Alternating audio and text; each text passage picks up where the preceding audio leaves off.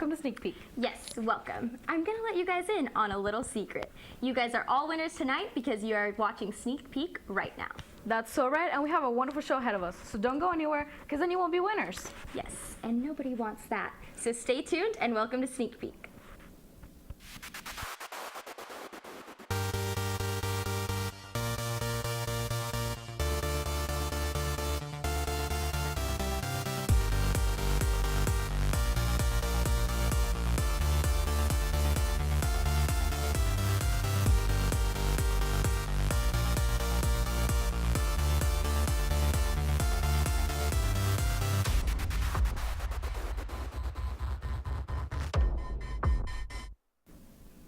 Wow, so much has happened in Hollywood this week. I don't even know where to begin. For starters, there's the... Ooh, Selena, you don't want to ruin this week's news desk, do you? Oh, no. Okay, I won't say anything else. Let's go to the always colorful Chelsea Peña for a new news desk. Take it away, girl. Thanks, guys. Chelsea here, and I'm here with your News Desk weekly update. Hollywood doesn't take a break, and neither do we. This week has been filled with big news. We start off tonight by welcoming back Sarah Paulson to American Horror Story. Ryan Murphy announced Monday that Paulson would be cast in the Season 5 anthology series titled American Horror Story Hotel. In a tweet, he said, "Sarah Paulson is checking in the hotel, and she's the baddest girl of them all." There have not been any more details to leak about the new season except for a star-studded cast. Season 5 cast members will include Chloe Sevigny, Kathy Bates, Wes Bentley, Matt Bomer, and newcomer Lady Gaga. For all of you that need a Kardashian fix, well, here's the Kardashian roundup. Kim is in her homeland of Armenia. She and husband Kanye West announced that daughter Northwest will be baptized in the Holy Land of Jerusalem. Kim and Kanye were also named 2 of Time Magazine's most influential people of the year. Kendall goes topless for GQ. Kendall and Kylie went to Coachella. And Kylie is brunette again. And yes, those are still her real lips. And now that's enough of that. April Fools may have been a few weeks ago, but that's not stopping late-night talk show host Jimmy Kimmel. Kimmel has taken to the streets to inform people about Hillary Clinton's new campaign logo. Clinton announced her decision to run for president in the 2016 election just this past Sunday.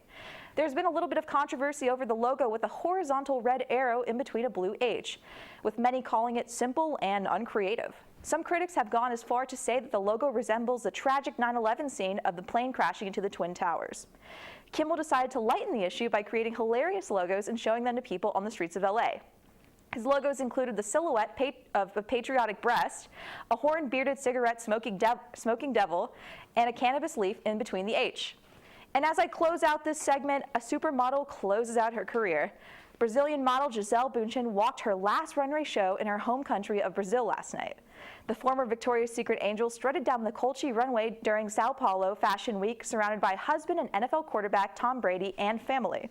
Bündchen says that after 20 years of being in the industry, it is time for her to move on with her career. While she may be leaving her catwalk days behind, the model will continue to have a presence in the fashion world. She will work on campaigns and the fashion business side. That's all for your entertainment news for tonight. Be sure to follow us on Twitter for updates throughout the week. Back to you guys. Girl, that Chelsea sure is wild. She really is, but not as wild as these horses. Wait, what horses? Wild Horses, the new film by Robert Duvall that premiered at South by Southwest that we had the red carpet coverage of. Roll it.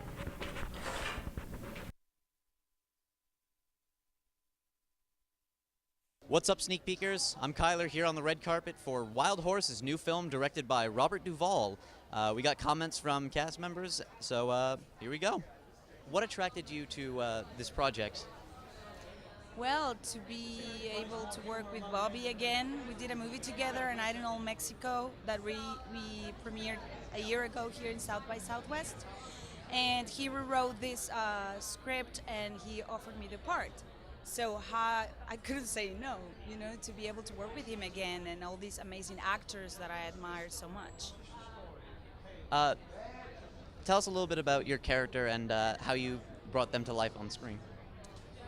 My character's name is Maria. I'm part of this family, not by blood, but yeah, I have a very deep connection with them. There is a twist in the story that reveals more about her relationship with Duvall's character, but I cannot really talk about it right now. the movie also, explores all this complex that happens in families, the relationships. Thank you very much. You developed many very memorable characters over the years, from down-out country singer to a lawyer for the mob. What's your process for developing characters, and as a director, how do you help your actors develop their characters? It comes from them. I turn it around, let the process come from the actor or the non-actor. Try to open it up and let it come from them. Call it from ink to behavior. It's that journey. Thank you. You know, I was actually really disappointed that James Franco and Josh Hartnett didn't make our South by Southwest interview. Well, if you think that's disappointing, then I have some really bad news. What? We have to go to a commercial break. What? No!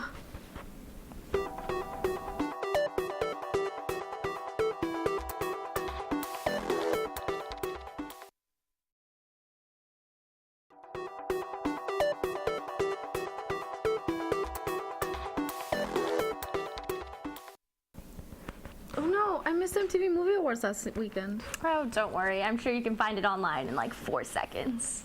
I don't care about the results, I care about the red carpet. Oh, you're right. Me too. But don't worry, I have a surprise for you.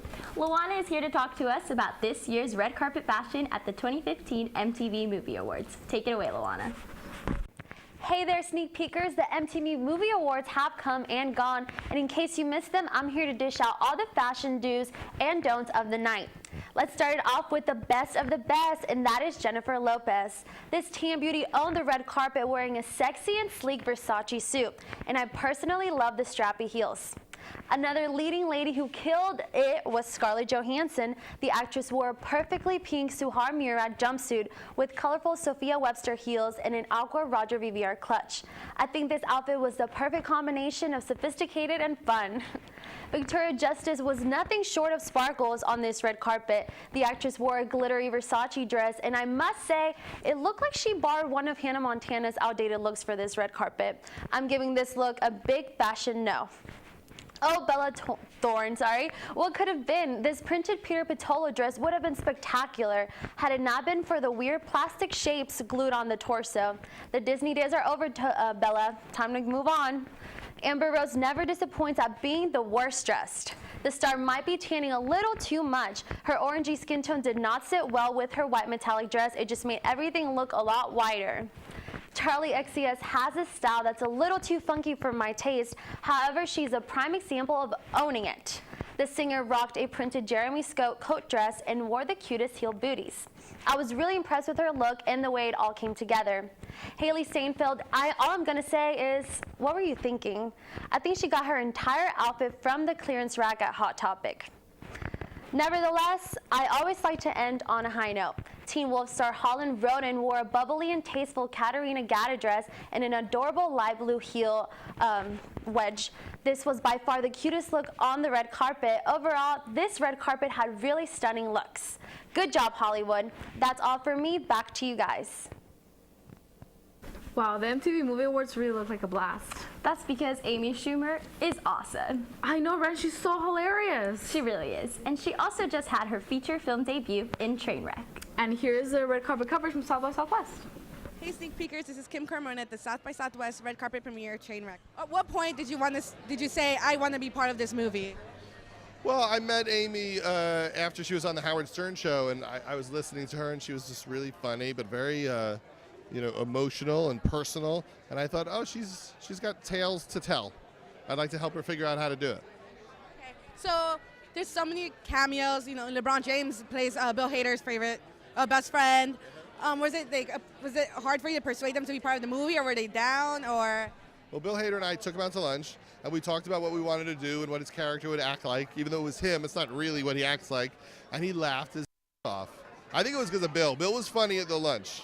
He convinced them more than I did. I was probably more intimidated than Bill. Okay, so my last question. So what is the craziest thing you've done to impress someone that you were attracted to? I was always a little bit of a stalker. I was the kind of person who would, like, if you were in a class, I'd join that class. I was all about the long, slow burn. What made you want to be part of this film? It's funny, it's great. What attracted you to it? The thing that really made me want to be a part of the film is the script. Amy started writing it, she turned in 20 pages, and I thought there were more jokes on the first page of the script than I see in most films, or at least the things that make me laugh. And so she just kept writing more and more and more. Wait for the motorcycle to pass. So yeah, the number one thing that made me want to be a part of this film was the screenplay. And it was just, she can write. I haven't really met anybody who can write like her since since the films I did with Wes Anderson. She's a very, very sharp writer and just a very funny person as well. What are you excited for audiences to see? Well, this is their first time ever seeing Amy Schumer in a movie. It's their first time seeing Bill, as a leading man, Bill Hader as a leading man. It's their first time ever seeing LeBron James in a movie, John Cena in a movie. There's so much that they've never seen before, and I, as a moviegoer, love to see something fresh that I haven't seen before, people I haven't seen before, doing things I haven't seen before, and that's what this movie has that all over it, wall to wall. Whoa, Bill Hader as a new male lead in a romantic comedy? I'm so down. To be honest, I'd take him as a female lead too. I'm pretty sure it's already been done by Hollywood. Well, I think we need a little bit more. Let's spice things up a little bit in the West Coast. I think we have something new to suggest to our producers. We'll be right back as we go pitch our radically unoriginal idea to our producers and see where this goes. Stay tuned for more sneak peek.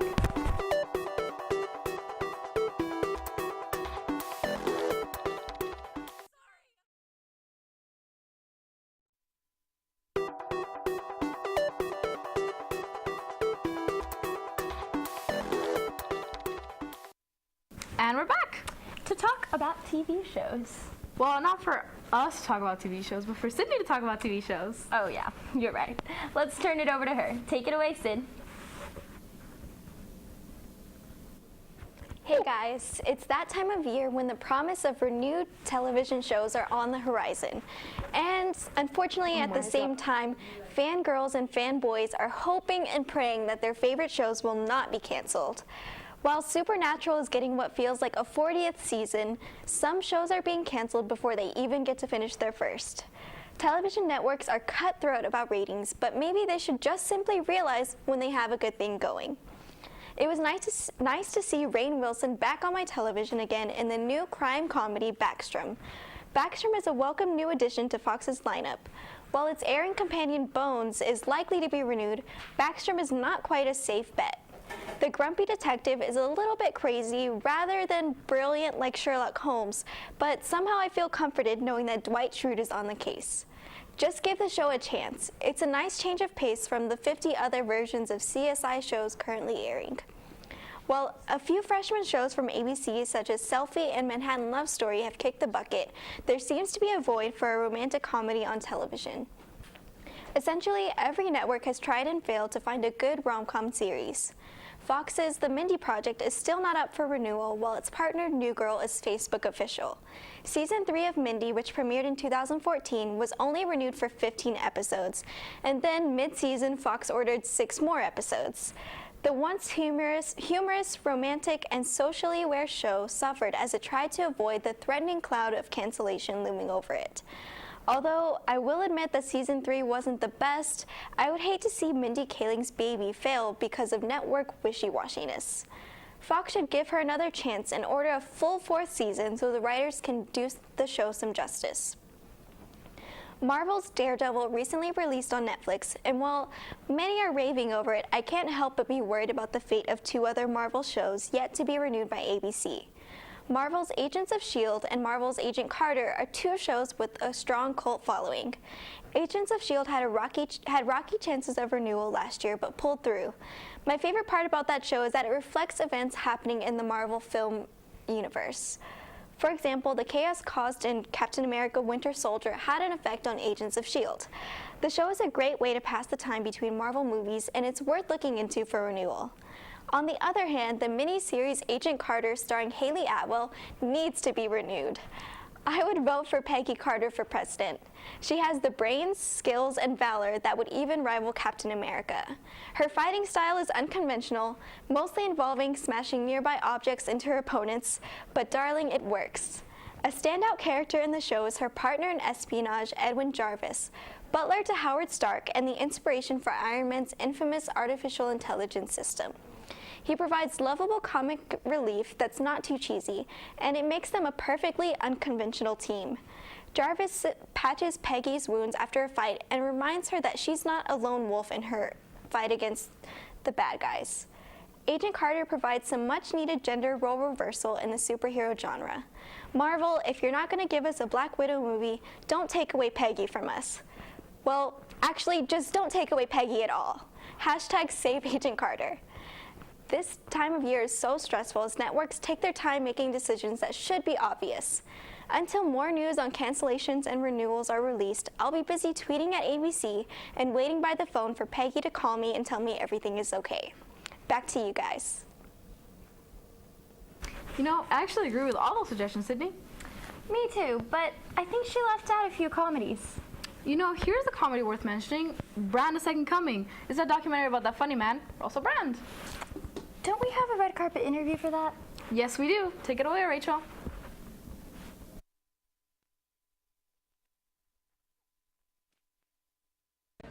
Hey Sneak Peekers, it's Rachel Robillard here, and I am on the red carpet of Brand: A Second Coming, starring Russell Brand.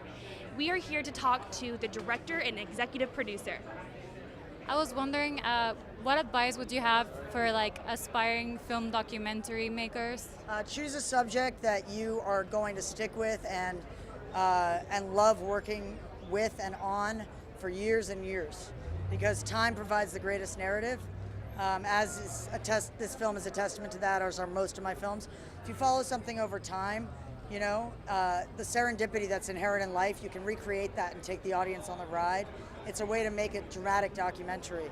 But it's got to be a character or a central question that you're going to stay engaged with. So that's probably my first advice. And my other one is, if you're not a tenacious person, don't even start, because I don't think there's a harder type of filmmaking. You know, I'm starting scripted filmmaking next, and I'm thinking it's going to be quite a more I don't know, easier, but a different challenge.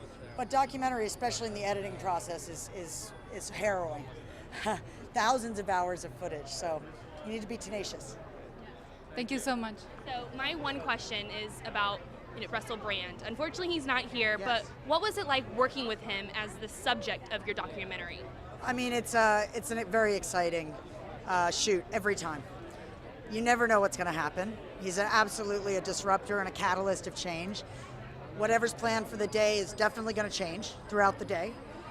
He's also an extremely, experienced subject of interviews, right? He's done many. So he's all about like deflecting and playing this game, and I've just got to kind of roll with that and then get under his skin a little bit, figure out the right time to get in there. It was really, I've worked with some difficult subjects and challenging subjects throughout all my films, and I feel like it was all training for like the ultimate impossible visionary, Yes. Thank you so much for your time. Absolutely. Thank you. You know, Russell Brand is actually pretty interesting. Well, he thinks he's pretty interesting. Well, at least he's sending some good messages while he does it. Was it one of his specials called The God Complex? Right, yeah. On that note, we've reached the end of our show. We'll be back next week with more of the most recent and exclusive content on this side of UT Austin. See you later, Sneak Peeps.